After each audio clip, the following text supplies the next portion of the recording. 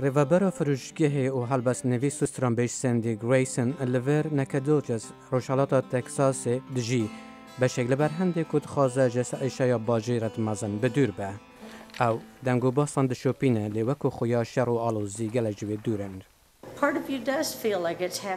بشكل تهزدك أو دوبا روددك أو هش لويريا نكدا تشيز بخو جهانك دنه او دبیجید ایریشن تروریستی 10 سالان بر اینها بودیرین به ترس و سام هیچ نزدیکتر کردن. لو مادام سال 2003 گمیا آسمانیا کلمبیا لروش حالات تکساس پرچه بو به سرزویا ویدا برگو هات خار وید دست پکی هزر کرد که اوجی ایریش تروریستیه. دم خاني وهمي تشهشيان جرأ که مهزر کرد که تشتغل دالاسي بقيان جهيوسن هات بقاندن وبتني هجيان ويد جهشتمه.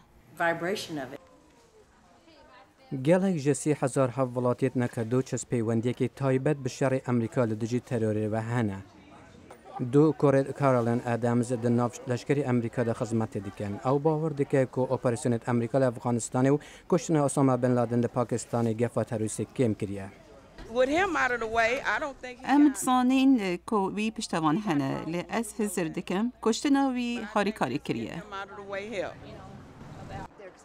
پزشک خانه‌نشین کارول گریگوری مخابنی خود یا کربو کسان هاتی کشتن او گود که مراقع که چند کارگر بویا.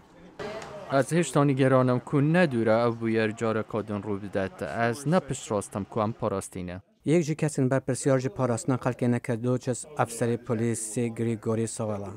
او دبیجه نکردو چس باشتر جهر دمکدن پارastیه لبر آلیکاریا دراویا جلای وزارت خانه پاراستان اجتماعی امریکا و تکرین. ام نوکپتر جهر وقتا که دی آماده اینه کرستن حساس و باجره که به مزناتیه و ام پا آوایی که کارگر وان آلیکاریا بکارتینین. ساول دبیجه پشتیوانی دراویا فدرالی آلیکاریا باجن روشالات تگزاز دیگه کپیک و کار بکن بو برسیف دانا دمیتان گویی. اپلانو افجه داره لناکدوچس تکساس لدم باروواریتا و آیک هاتب کار اینان.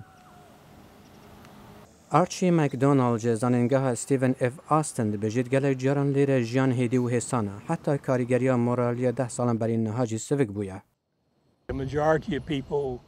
دورنیه پرانیا خلکی اگر هزریجه نکن و حساب نکن نکارم بجنتا که او 9 سال 12 سالیان چند سالا بر اینها بو لی دم ام پتر لوی سال و گره نزیگ دبین ام دی پتر بالا خواه بدین سروی بویری. مکدونالد هزر دیگر که 11 ماهانه اهل داویه دی هر وقت روژا سر بخواه امریکا با اوایک عدتی به تعبیر آنین.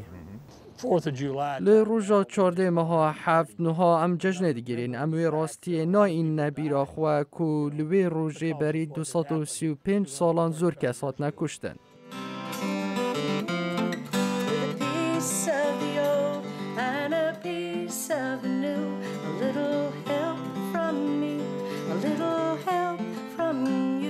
لما لدمکی داده من سال و گروان ایریشن بو سر امریکا نزیک دی به خارج لور بردوام هیوی دیکن که جواک وان و ولات دیوان پاراستی بمینید. او راپورتاج جنگ امریکا تی پیشکش کرن.